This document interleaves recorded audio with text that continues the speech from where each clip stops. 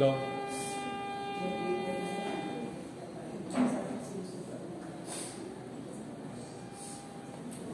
Good morning po. Good morning. Salamat sa biyaya.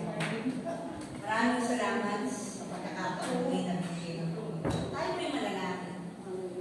Hallelujah, Lord. Purihin ka, sambahin ka, kapilain ka aming Diyos. Maraming salamat, Lord, sa aming pagsamba sa iyo. Dalayan ko nga, Panginoon, maging magbangong sa iyo, Panginoon, aming pagsamba. Purihin ka, O Diyos. Dalayan ko, Panginoon, sa aking pagtayo. Itagulong ko sa iyong likuran. Lord, alam mo aking kahinaan, ngunit ikaw, Diyos ang mahitaas. Bless mo, Panginoon, na makikinig. Dalayan ko maging matabang lupa, hangin at tatanggap ng Diyos sa ito. Purihin ka, Panginoon, dakilain ka sa pangalan ng Jesus. Amen. Ang topic po natin, buong month, pursuing the goal. Ano ba yung tinapit ni Pastor Jerry? Forget, move forward. Kay Ate Banji,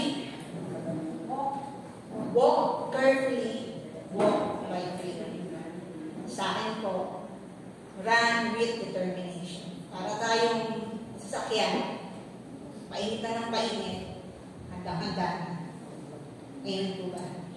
Alam niyo po, kahit hindi, alam niyo po, nakapanood ako ng preaching ng Baptist. Paborito ni namin si Charles Stanley. Alam ko habang silang nakikinig, share ko lang, nagno-notes. Kasi sabi nga ni Pastor Bert, pen is better than short memory.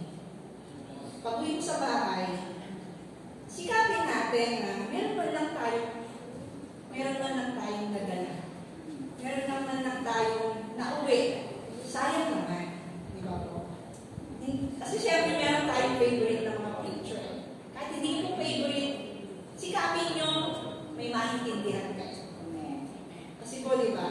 Sikapin nyo may maintindihan kasi salita ko ng Diyos. Simulan na po tayo. Ayan, ang aking pong topic is run with determination. Nilagyan ko po siya ng theme, keep going, fix your eyes on Jesus. Nilagyan ko ang ating pong text ay matatagpuan sa Hebrew 12:1-3. Dito na lang ako titigil. Basahin ko po, kaya nga, dahil napapaligiran tayo ng napakaraming saksi, tanggalin natin ang anumang balakid at kasalanan kumakabit sa atin. Buong tiyaga tayong tumakbo sa takbuhin na sa ating harapan. Ituon natin ang ating paningin kay Jesus. Sa Kanya nakasalalay ang ating pananampalataya mula simula hanggang katapusan. Dahil sa kagalatang naghihintay sa Kanya, hindi niya inalintan ang kahihiyan ng pagkamatay sa krus at siya'y ngayon nakatupo sa kanang trono ng Diyos.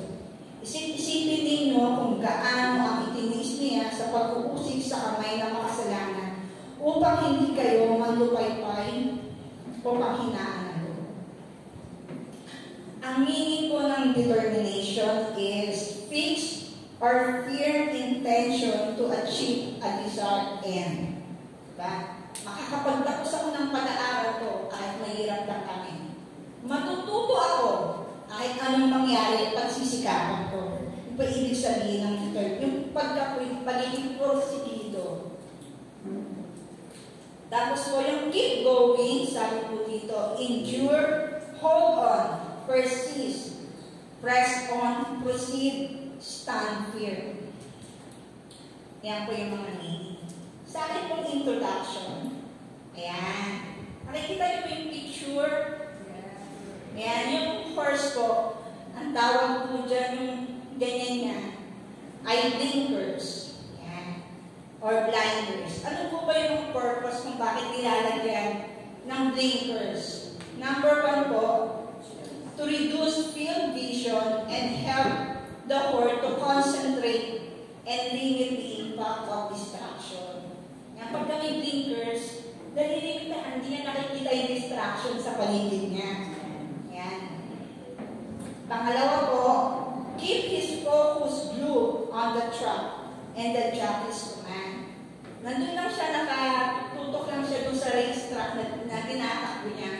Tapos, ang concentration niya lang, yung command ng jockey, yung nagdadrive sa horse. Pangatlo po, to protect the horse from driving wind, para hindi po matamaan yung mata niya ng pampalo. Number 4 po, horse blinker can help the horse relax. They cannot see the crowd. Ayan. Dahil nga po, limitado lang yung nakikita niya, hindi niya napapansin yung paligid niya, yung distraction, mas relax siya na tumatakbo. Ano po yung purpose ng blinker sa horse. Dito po. Napakaraming pong tulong ng blinkers. Nakafocus siya, nakafix siya, yung attention niya nandun lang po sa racetrack. Tayo po mga Christian, kailangan din natin ng spiritual blinkers para nakafocus po tayo sa ating takbuhin sa Panginoon. Yan. Sa ating po number 1, yan, sa verse 2 natin, sabi dito, yung sabi dito sa naka-underline, tanggalin natin ang anumang balakid. Sa English po,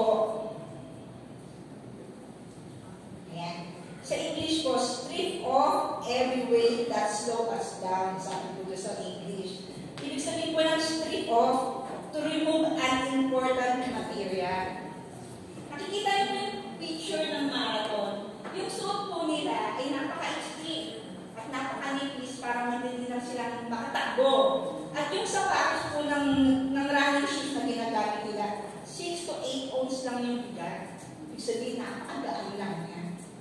Yan. Para po sila mabilis makatakbo at mabilis makalayo.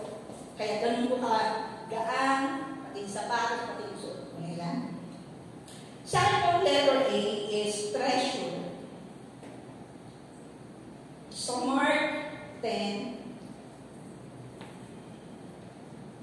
Yan. So Mark 10, ito po yung kwento ng rich man. Basahin ko na lang po.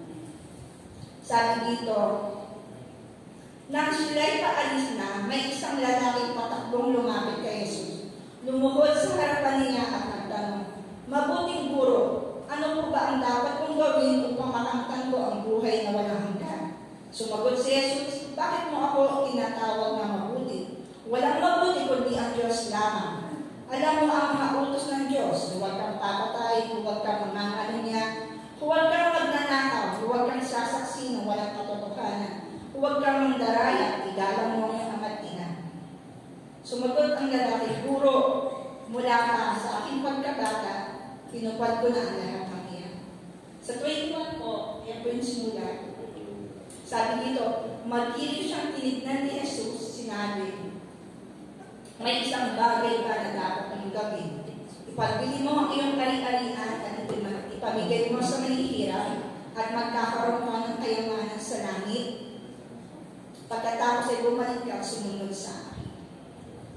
Sabi, bakit po treasure? Diba? Nung sinabi niya sa Panginoon, sinunod ko na. Talagang very devoted siya. Religiously sinusunod niya ang mga utos ng Panginoon. Pero nung sinabi ng Panginoon sa kanya, pagbili mo yung kayamanan. Dahil po marami tayong treasure eh. Pwede natin treasure asawa natin, pamilya natin, trabaho natin, marami tayong. Yung treasure po, yung pinaglalaanan natin na napakalaking oras, napakalaking panahon, na kung minsan, yung commitment mo sa Panginoon, hindi mo nagagawa. Sabi nga sa Matthew 6:21, sabi dito, sapagkat kung nasaan ang iyong kayamanan, naroon din ang iyong puso. Imagine mo natin yung tumakbo sa marathon. Dala-dala niya yung boat, may bitbit siyang boat. Dalawa lang po ang pwede niyang gawin. Bitawan niya yung boat at magpatuloy siya sa pagtakbo. O, bitbitin niya lang yung boat, ayaw niya na, pero hawak-hawak niya yung boat. Hindi siya magpapatuloy sa pagtakbo. Di ba po? Kasi mabigat nga. Sa totoo lang po, masarap yumaman. Kasi mas masarap magbigay. Di ba po? Para makapagbigay tayo sa church, pagbigay tayo sa pamilya natin. Si Richman po, meron siyang desire sumunod sa Panginoon. Kaya nga siya lumapit eh.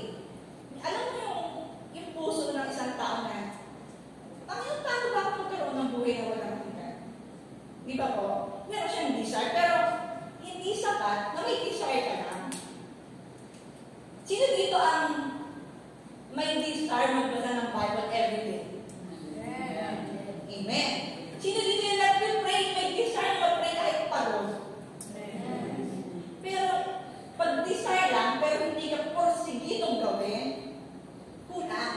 Minsan kasi yung desire, nawawala siya. Kasi gusto ko lang eh. Gusto ko magpuri sa Panginoon, gusto ko magamit ng Panginoon, gusto ko magkaroon ng ministry sa Panginoon. Desire mo yun. Pero dapat porsigido ka na gawin yung desire mo. Kagaya ng rich man, alam mo yung puso ni rich man, mararamdaman mo yung desire niya. Pero nung sinabi ng Panginoon, tanggalin mo to, umatras siya, tumalik siya sa Panginoon. Di ba po? Alam mo, meron po akong secret. Ngayon lang sasabihin secret mo. Sinabi ko to sa puso ko ng matagal na panahon. Makaiba. Nung bata kami, merong nag-Bible study. Hindi ko makakalimutan ang Sister Maya. Meron siyang nag-Bible study, nagpapa-awit. Ginagaya namin ni Aki yun. O song leader ka, ako naman ang song leader. Nagkaroon ako ng-design maging song leader. Kakayaan ba? Pero nung narinig ko yung boses ko, ayoko na ng desire ko. Pero ang ate ko, member na siya kasi ng council, pinipili na kay Pastor Bert na gano'n siyang song leader. Alam niyo ba na-convince siya si Pastor Bert? At tuwang-tuwa siya sa tatay. Tuwang-tuwa siya pag uwi sa bahay, sabi ni ate. Sabi ni ate, tay, song leader ako. Hindi umiinis na, tay. Hindi umiinis.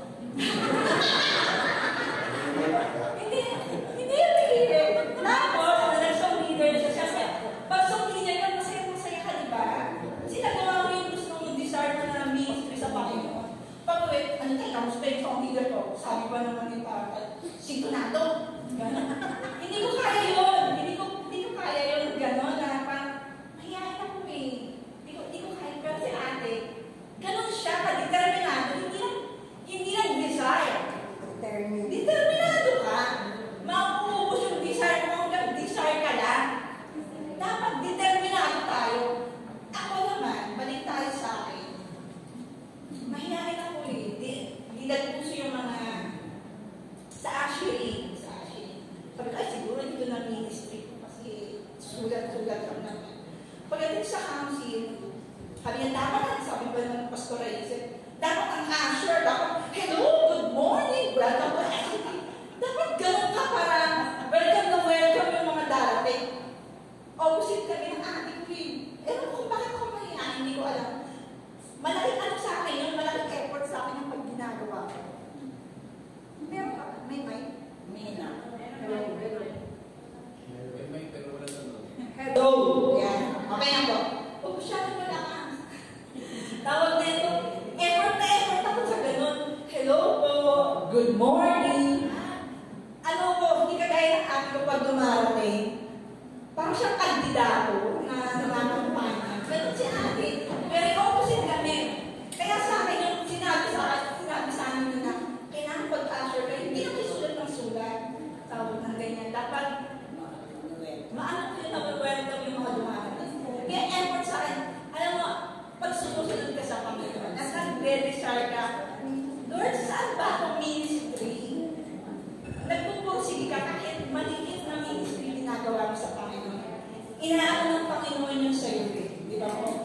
Tapos, hindi pa tapos yung journey. Isip ka lang isip mo anong pwede mong gawin sa Panginoon. Tapos na nagturo si Pastora Dinfa sa YC Module 1, ang topic namin is Ministry ng Panginoon.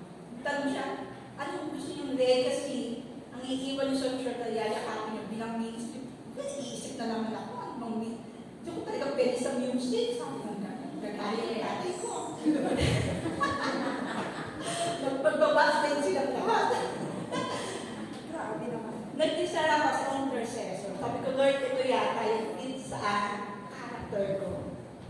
Ito yata yung yung nag-pray nung tahimik ka na may ginagawa ka sa Panginoon. Alam niyo po, huwag natin hayaan na magkaroon ng tayo ng desire.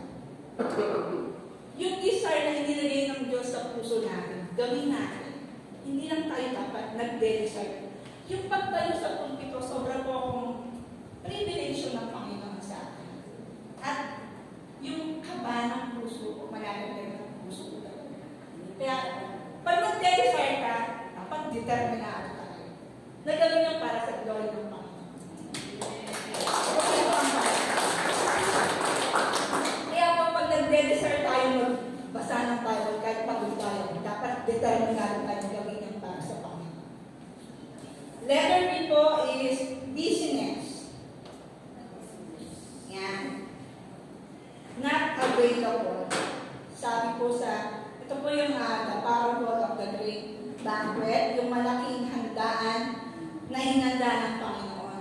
Makikita po natin ito sa Luke 14:18-21. Hindi ko na po siya isa-isahin. Sabi po dito, yung unang i-invite, lahat po sila busy, maraming excuses. Yung unang i-invite, nakabili ng bukid. Siyempre, di ba pag kami nakabili ka ng property, gusto mo siyang tanawin, pagmasdan, in-invite siya sa handaan, hindi siya available. Pangalawa pong in-invite, nakabili ng 5 pares na baka. Siyempre, gusto niya kaagad, binili niya ng makita. Masubukan kaagad sa bukid. Kaya po, nang in-invite siya, hindi siya available. Yung isa pong in-invite, bagong kasal. Siyempre, gusto nila i-enjoy yung panahon na sila. Di ba po? Doon po sa parable of the sower, sa Matthew 13:18-23, yung binhi na napunta sa dawagan, gustong-gustong sumibol ng binhi. Kasi yung binhi salita ng Diyos eh. Gustong-gusto niya sumibol. Kaya lang yung lupa, ang daming ugat.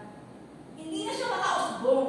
Parang tayo mga Christian, yung gusto mong sumunod sa Panginoon, hindi ka makasunod dahil ang daming dawag, ang daming distraction. Kaya nga po yung blinker sa horse, naka-focus siya doon sa racetrack, hindi nalilihis.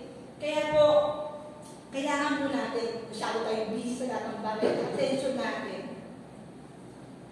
Marami pumaagaw sa atin. Kaya nalilihis po tayo ng daan, ng race sa pagsunod natin sa Panginoon kasi marami tayong nakikitang distraction sa paligid. Si Peter po, nang siya po ay naglakad sa tubig, nung nakatingin siya sa Panginoon, nakalakad siya, di ba po? Nagawa niya lumakad, pero nung tumingin siya sa paligid niya sa malaking alon, ang bilis niyang lumulong. Kaya ganun din po tayo sa Panginoon. Dapat yung mga distractions, sabi, strip off, tanggalin mo yung unimportant material na nasa paligid mo para makasunod tayo sa Panginoon. Okay po. Sa letter C po ay seed. Sa Isaiah 59:2, sabi po dito, ang masasama ninyong gawa ang dahilan ng pagkawali ninyo sa Diyos.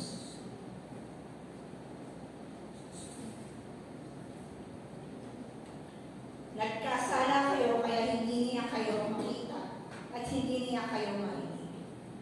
Sabi dito, kasalanan lang. Totoo po. Kasalanan lang ang nagpapahiwalay sa tao sa Panginoon. Nagiging spiritually blind tayo. Hindi natin naririnig, hindi natin nakikita ang Panginoon. Hindi natin naririnig yung instruction ng Panginoon, yung pagsaway ng Panginoon, lalo na kapag ine-enjoy natin yung kasalanan. Di ba po? Tandaan po natin na ang kasalanan, ang dahilan kung bakit ang Panginoon Jesus natakot. Tapos ine-enjoy natin. Dapat po lagi natin iniisip na pag sumusunod tayo sa Panginoon at nagkakasala tayo, kinorek ka ng Panginoon. Ang laging tendency natin, lagi tayong humingi ng tawad sa Panginoon. Sabi po sa 1 John 3:9, sabi dito, ang mga anak ng Diyos ay hindi nagpapatuloy sa pagkakasala, sapagkat nananatili sa kanila ang binhi mula sa Diyos. At ang Diyos ang Ama nila, hindi na sila maaari magpatuloy sa pagkakasala. Pag Kristiyano ka, dala-dala mo ang pangalan ng Panginoon.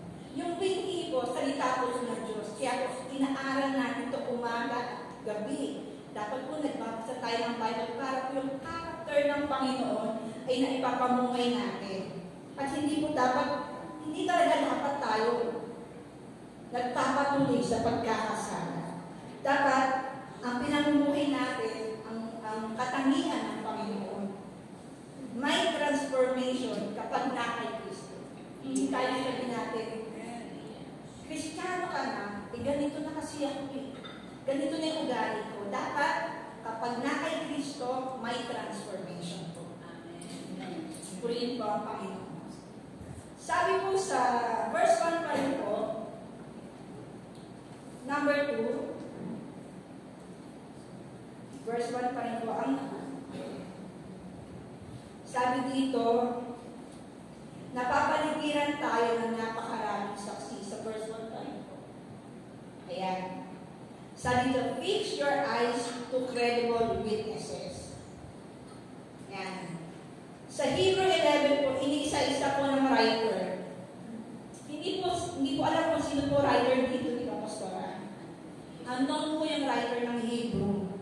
Sabi dito, inisa-isa na writer yung mga credible witnesses. Ito po yung mga father in faith ng mga Israelite, ng mga Hudyo ng panahon. Nagsimula pa siya kay Abel, kay Enoch, binanggit niya po yun sa Hebrew 11. Binanggit niya si Enoch, si Noah, si Abraham, si Isaac, si Jacob, si Moses, si Gideon, si Barak, hanggang kay Samson at lahat ng mga propeta. Inisa-isa po niya, ito po yung mga kinalugdan ng Panginoon sa pamamagitan ng kanilang pananampalataya na hindi naging madali po yung pagsunod nila. Pero kung pagdating po kay Abraham at kay Moses, inisa-isa po niya, dinitalye niya. Sabi po sa Hebrew 11, verse 8, inutusan ng Diyos na pumunta sa lupang pangako, sumunod kahit hindi alam kung saan pupunta. Ito po yung journey ni Abraham. Nagmula sa Ur, sa Haran, hanggang sa Canaan. Ito po yung journey niya. Tapos, nanirahan bilang dayuhan. Verse 11, dahil sa pananampalataya ni Abraham, nagkaroon ng kakayahan maging ama kahit matanda na at si Sarah ay bao. Nananalig siya, nagtutuparin ng Diyos ang kanyang pangako. Isipin niyo po, 25 years bago natupad ang pangako ng Diyos kay Abraham. Napakatagal. Napakahirap pong magantay. Tama po ba? Verse 12, magmumula ang isang lahing sindali ng bituin at di magbilang na buhayin sa dalampasigan. Ito ba yung pangako ng Panginoon kay Moses? Isang great nation. Itong promise ng Panginoon sa kanya, hindi niya na ito nakita. Diba? Pero pinapad ng Panginoon sa kanya. Amen? Sa 17 po, sinubok ni Abraham na ialay, sinubok si Abraham na ialay si Isaac bilang handog at ang kaisa-isang anak niya. Alam niya, ito yung pangako ng Diyos. So, hindi siya natakot. Nang ihandog si Isaac. Sabi niya, pangako to ng Panginoon, bibigay ko.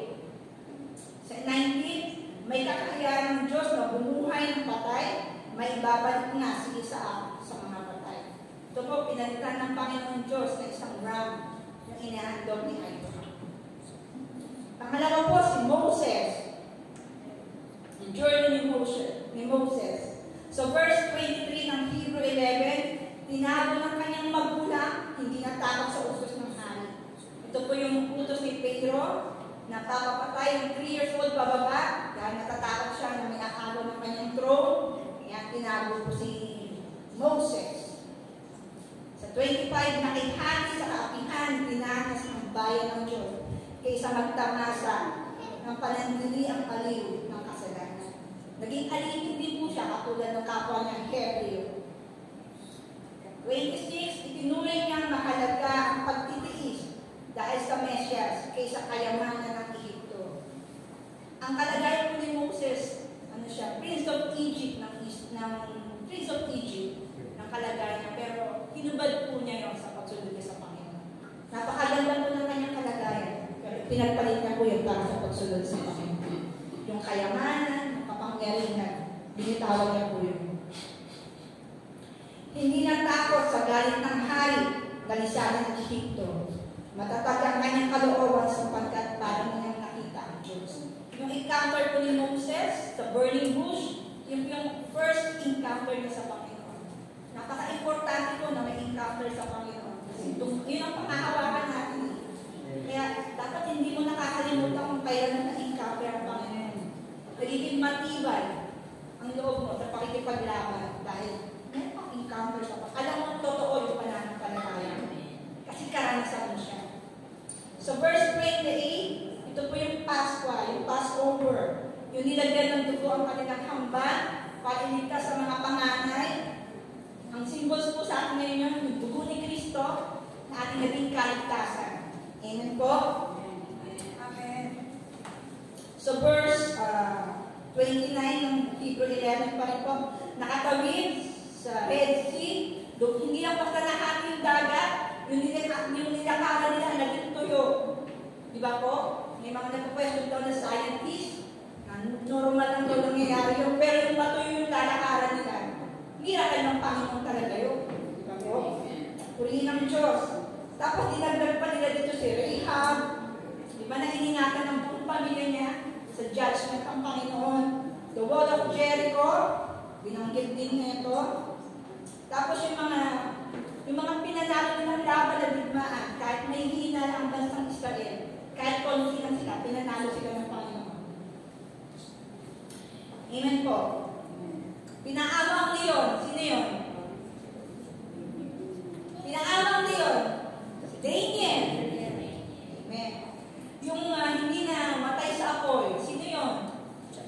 Shadrach, Meshach, and Abednego. Lahat to isinaysay ng writer ng Hebrews. Para ano? Para i-encourage yung mga Christian Jew ng panahon na yun. Bakit? Nakakaranas din sila kasi ng matinding persecution ng panahon na yun. Nakakaranas din kasi sila ng matinding pag-uusig ng panahon na yun. Ang ginagawa sa kanila, binibenta yung property nila, inaagaw yung property nila, kinukulong sila, nakakaranas sila ng hagupit, ng pambabato dahil sa pananampalataya nila.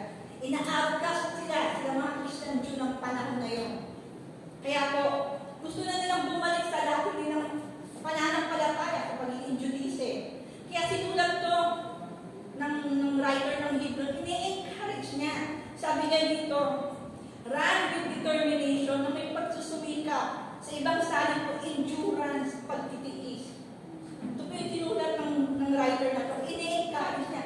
Hindi lang tayo nakakaranas ng ganitong pagsubok. Ganun ang inaano ng writer na to. Hindi lang ngayon lang to. Meron din dumanas sa atin nito at nagtalumpay sila. Yung ini-encourage niya sa mga Hebrew Christian ng panahon nila, gusto na nilang bumalik sa dati nilang pananampalataya. Kaya ganun na lang yung kanyang paghihikaya na huwag bumalik sa dati nilang pananampalataya. Amen po. Amen. Na dapat magpatuloy ka sa pananampalataya na tinanggap sa iyo. Sabi nga, no turning back. Pagka sumampalataya sa Panginoon, no turning back. Amen? Okay po, next. Sa Hebrew 12, verse 2 na po. Ayan. Yung naka-underline po, ituon natin ang ating paningin kay Jesus. Sabi dito, the most credible witness. Kung hindi ka pa convinced sa mga witnesses ko, mag-credible, ito, meron pa ako. Meron pa akong ilalaban sa iyo, sabi ng writer. Sabi dito, ituon natin ang paningin kay Jesus. Sa ibang mga sabi ko, keeping your eyes to Jesus. Iba naman, looking unto Jesus. Yung iba naman, fixing our eyes to Jesus. Pag sinabing fixing, kasi iba mong hayaan yung attention mo mapunta sa iba. Diba po? Pagka naka-fix ka, yung iba naman, yung keeping, manatili yung paningin mo sa Panginoon. Iba't ibang version po pagka binasa. Ibig sabihin, tignan mo, ituon mo ang paningin mo sa Panginoon. Sa letter A po, Jesus endured the cross. Kung yung mga propeta, kung yung mga sila Abraham, mga hinagupit sila, ito, tignan mo ang Panginoon Jesus. Kung paano niya in-endure ang cross. Si Judas, binetray siya. Pinagbenta siya, pinagbili siya ng 30 pieces of silver.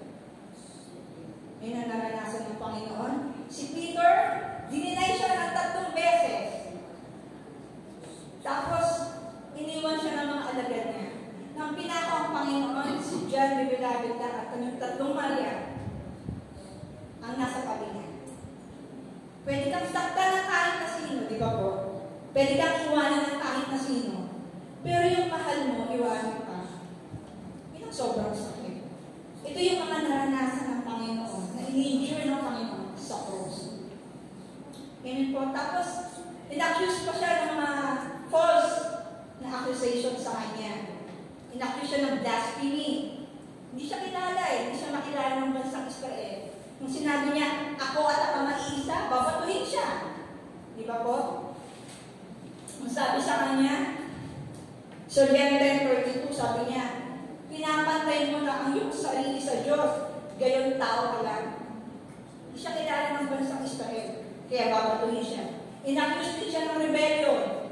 Bakit? Dahil marami siyang tagasunod, akala nila lalabanan ng Roman government.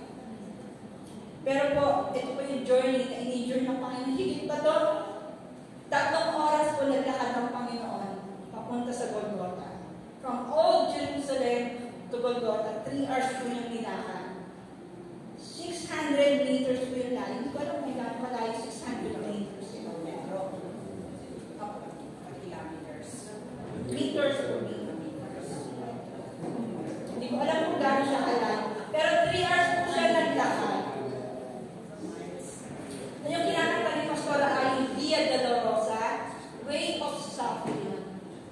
Bit-bit-bit niya yung cross, may kasamang suntok, may kasamang sipa, may kasamang pag-iinsulto, nadapa, tumigil, nagpatuloy. Yung ginawa ng Panginoon, in-endure niya yung cross.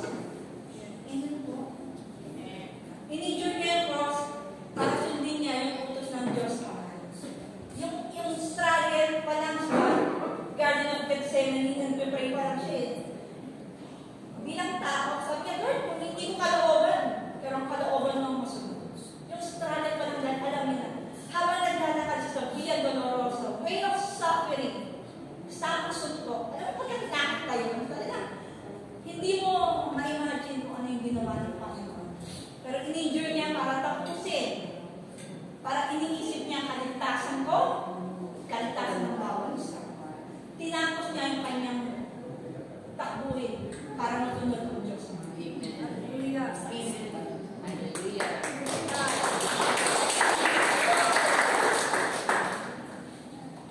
Letter B po, the author of our faith.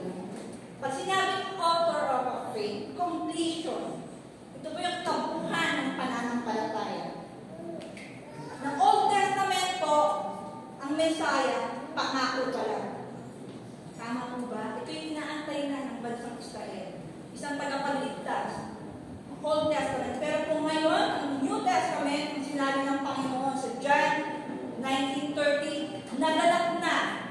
It is finished. Tetelestai. Sabi dito, completion of sacrifice work of Jesus. Kabuuhan ng pananampalataya natin sa Panginoon. He is the Alpha and Omega, finisher of our faith. Purihin natin ang Panginoon. Sabi dito sa Philippians 1:6, natitiyak ko ang mabuting gawang pinasimulan sa inyo ng Diyos ay kanyang lulubusin hanggang sa araw ng Kristo. Amen. Lubusin, ibig sabihin, tatapusin niya ang sinulan niya para sa iyo. Tatapusin niya ang kaligtasan hanggang dulo. Dadalhin ka ng Panginoon. Kasama mo ang Panginoon. Purihin po ang Panginoon. Sa letter C po, ang napakabilis ko naman, sobra, no? Number 10. Sa number 3 po, sa letter C, finisher of our faith. Ang gospel po, ano po ang gospel? Good news. Di ba po? Birth, life of Jesus, death, and resurrection. Finisher of our faith, resurrection. Sabi po sa Romans 1 Corinthians 15:14, kung si Kristo ay hindi muling binuhay, walang kabuluhan ang aming pangangaral at walang kabuluhan ang inyong pananampalataya. Kung si Kristo Jesus ay hindi nag-resurrect, lahat ng ginagawa natin paglingkod sa Panginoon, walang kabuluhan. Kasi dito lang yun eh. Sayang naman, sana nag-enjoy na lang tayo. Diba? Pero pinatunayan ng Diyos na siya'y anak ng Diyos. Katagumpayan sa kasalanan, katagumpayan sa kamatayan. Pag-asa po ng ating pananampalataya.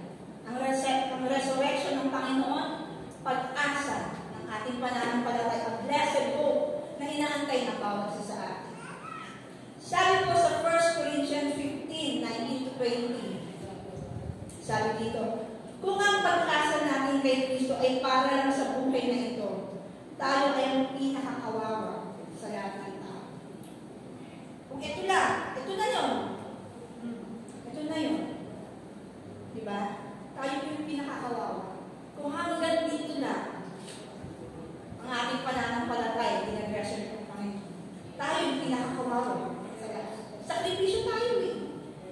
Di ba po? Pero sabi din sa 20, ngunit ang katunayan ni Kristo ay muling binuhay. Ito ay katibayan ng muling nga tayong bubuhayin. Ito yung pangalan ng Panginoon. A blessed hope natin siya. Para natin ang praise natin sa Panginoon. Yung resurrection ng Panginoon Jesus, magkakaroon din tayo ng muling pagkabuhay. Dahil sa ating pananampalataya sa Panginoon. Kaya gano'n na lang na ini-encourage na nagsulat ng Hebrew. Magpatuloy kayo. Nakakaranas kayo ng pagsubok. Magpatuloy kayo. Huwag kayong sumuko.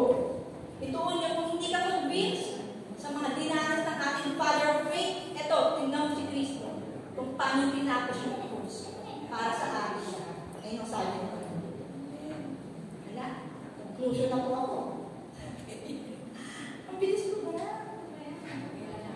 Ayan. Para po sa aking conclusion, ang pagsunod po sa Panginoon ay hindi madali. Tama po. Amen. Sa Matthew 7, verse 13 to 14, sabi dito, pumasok kayo sa makipot na pintuan, sapagkat maluwag ang pintuan, malapad ang daan papunta sa kapahamakan, at ito ang dinaraanan ng mga. Ngunit makipot ang pintuan at makipit ang daan papunta sa buhay at kakaunti lang nakakatagpo din.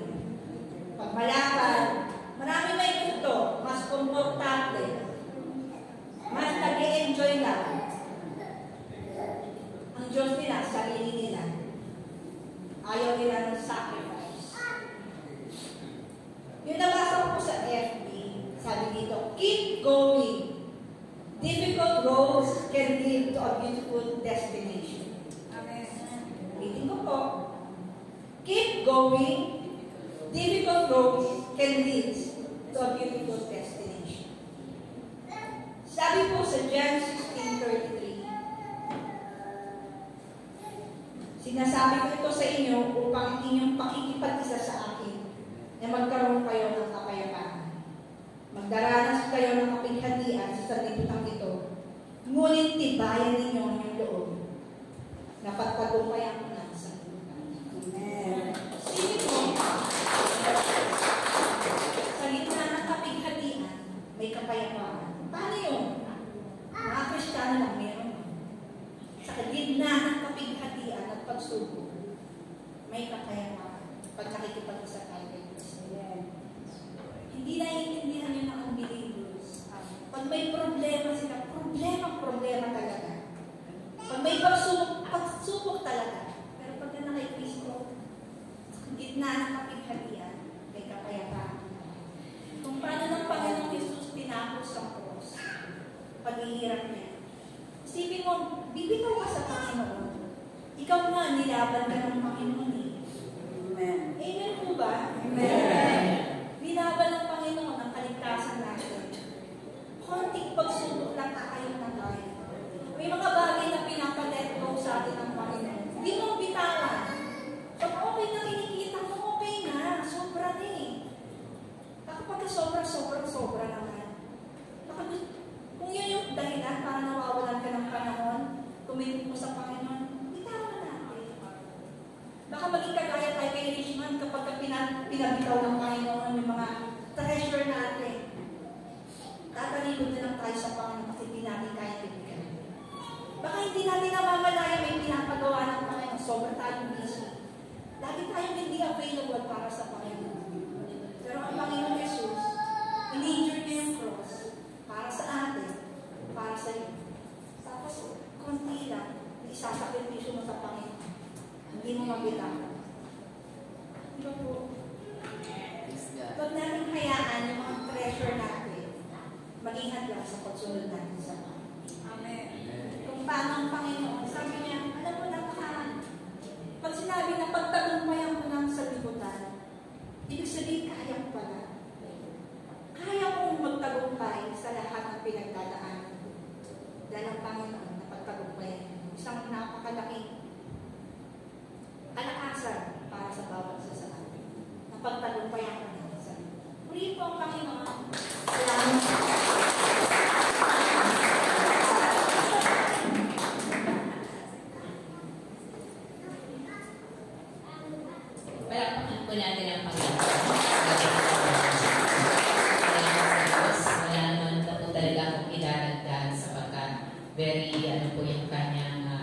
coherence ng kanyang body ay talagang naroon. Salamat sa Panginoon. Salamat, Sister Heidi, sa patuloy na pag-aaral. To God be all the glory. So, huwag po natin kalimutan yun sapagkat napaka-importante po para sa atin na sa ating pong paglalakbay sa mundo ito. Kapag na-trap po tayo ng mga bagay-bagay. So, tingnan po niya kung ano po yung mga magpapahadlang sa ating pong pagsunod sa ating pong Panginoon. Kaya, bantayan po natin ang ating pagpangin. So, yung mga blinkers na yan, hindi naman pwede natin takpan. Lagyan na po natin para at least alam mo kung saan ka patungo. Ibig sabihin, alam mo kung anong determination mo, saan ka paparoon, saan ka patungo. Alam mo yun. Pero kapag nawala ka doon sa focus mo, marami pong kakalimutan. So, to God be all the glory, purihin pa ang Panginoon at nais ko lang tawagan para maging mabilis tayo sa aking pong tagapagsalita ngayon.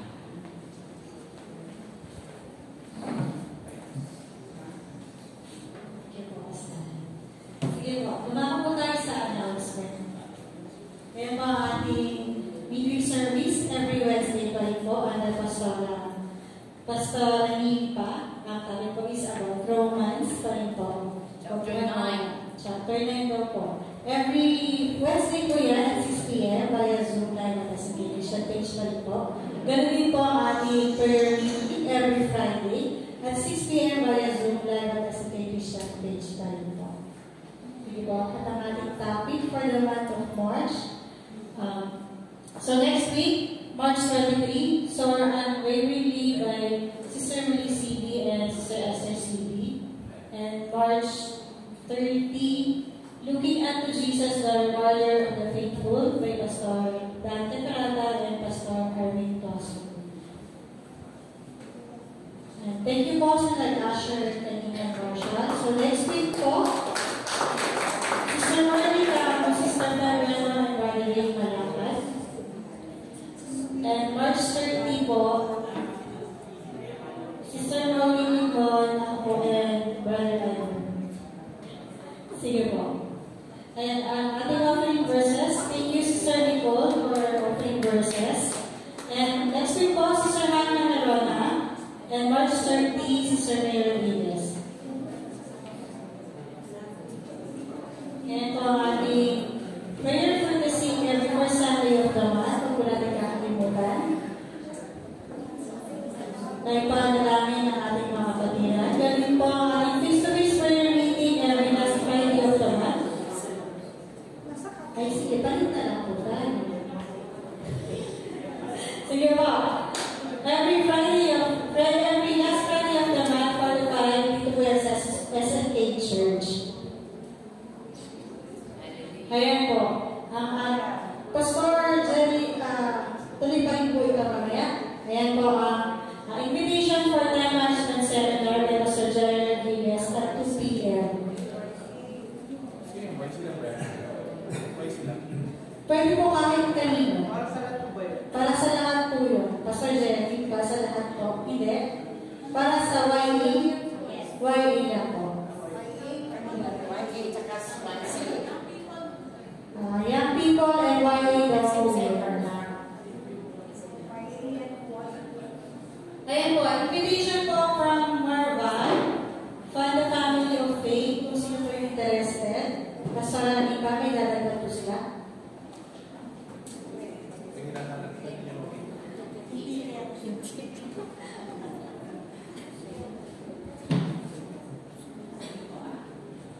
Last na po natin ito para po sa ating pong fellowship fellowship po ng buong Marval, ng Christian po, dito po sa Marval. Kaya supportahan po natin ito. Tulad po na aking sinabi last week, 10 pesos lang po ang entrance na po, yung ticket. Yung 10 pesos na yun, entrance mo na at the same time, raffle, kasama na po yung raffle. Biruin mo saan ka makakakuha.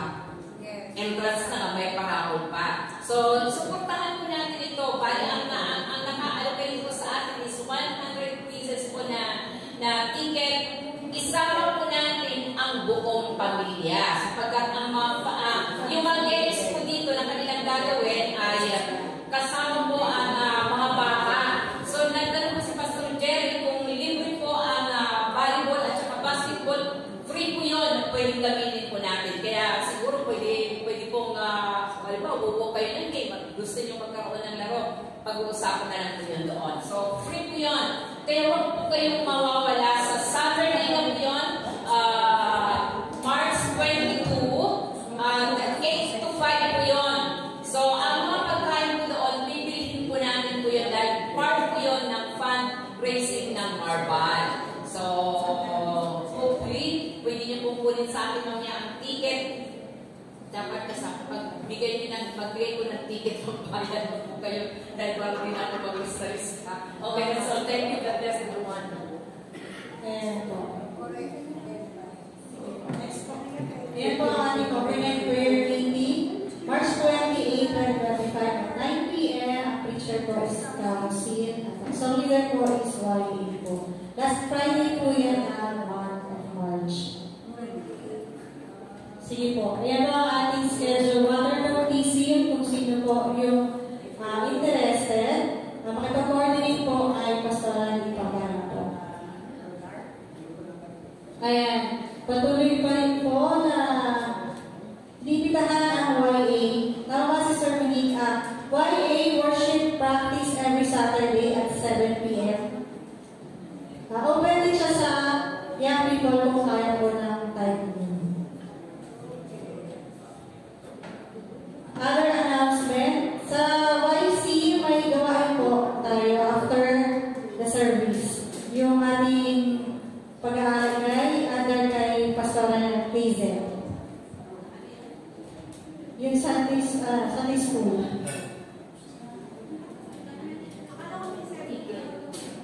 Ito po yung pala po. So, kung wala, meron pa po ang iba. Kung wala na po, tayo dito kayo. Manila.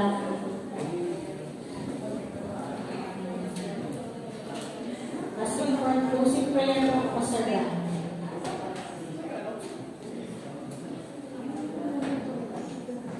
Pray po tayo sa Panginoon. Lord, we glorify you.